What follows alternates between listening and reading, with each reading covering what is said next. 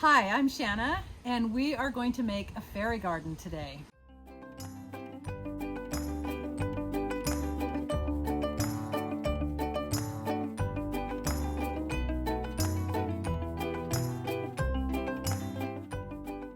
We're going to start with a large terracotta saucer, which I am going to drill holes into with a masonry drill bit.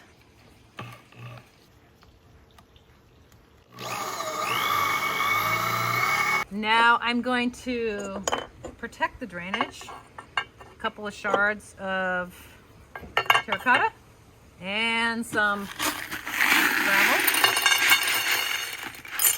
not too much. Increase drainage a little bit. And now I'm going to use some potting soil to start creating the landscaping, the terrain of my miniature world. I'm using really good quality potting soil, and I'm going to do a few things to enhance it, to increase its air, to make sure that it's not real heavy, but also that it holds water. I'm going to go make sure I have a nice moisture retentive soil, but also that it has good gas exchange.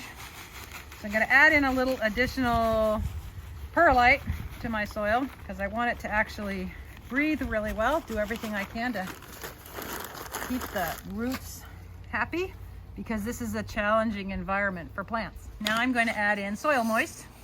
Soil Moist is a water holding polymer, and I like to pre-moisten it. I expose it to water beforehand. It's just easier for me to work with that way.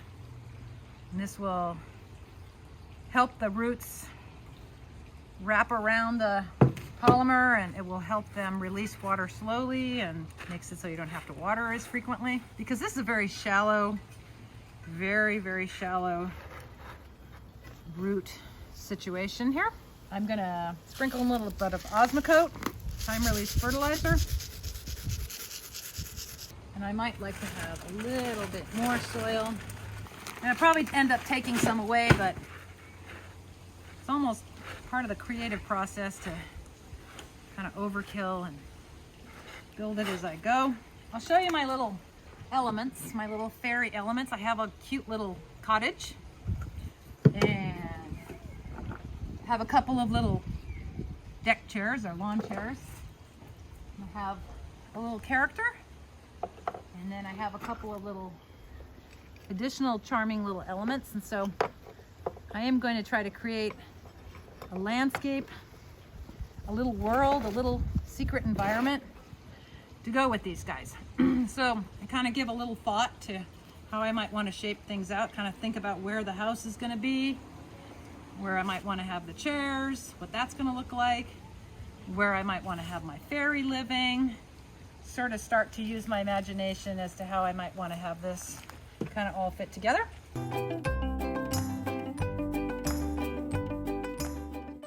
I like to use rather large plants.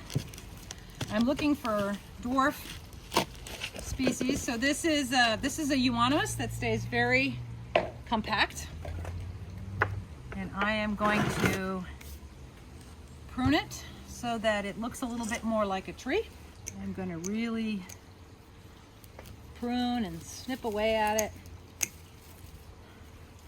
just to see if I can remove some of these branches to make it look as though it has a tree trunk. So I also like to add in rocks, boulders. I think they make it look more natural and interesting, and they add texture. I've picked some really cool rocks I think that will end up growing some moss on them, and I like to add those in a naturalistic manner. Just kind of pack them in where I think they will look cool. And you can see I'm starting with my tallest element. I'm kind of visualizing that my little house is going to go in this area and my little landing is going to go down here.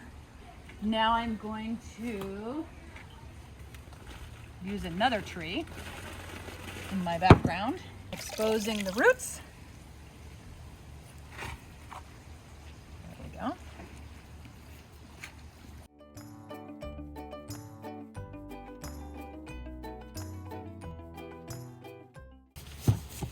really like getting something textural in here.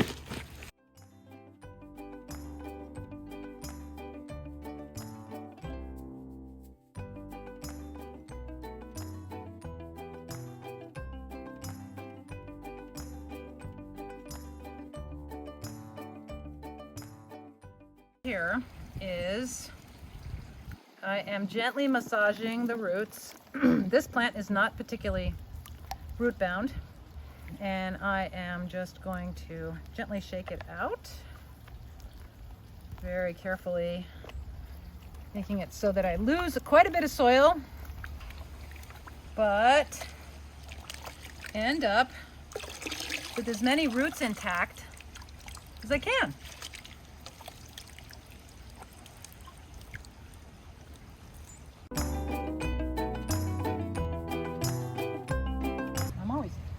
Soil, taking away soil, adjusting it, getting it so that everything kind of fits together, moving things around. Maybe we'll put our little chairs like right here, right there. Okay. So this is a product that is very similar to concrete, dries very quickly. It's kind of tricky to work with. It's like plaster Paris. It heats up as it sets, so you have to be very careful how you work with this. You must definitely wear gloves because it can burn your hands, and you just need a little tiny bit. And there's other products that you could use. This is just what I've used because it holds up really well in the rain, and this is going to be outside. So this is the product that I've used, but you don't need very much, very small amount. Concrete colorant, and not too much, just a little tiny bit, like that much.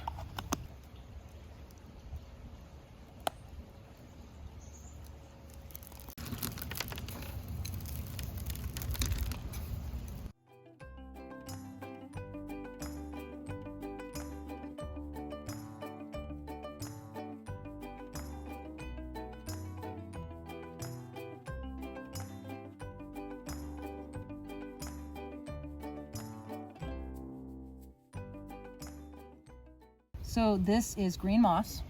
It's really an important part because this prevents the soil from washing out all over the place, and it holds moisture in. It's very essential to have the green moss to kind of hold everything together, hold in moisture.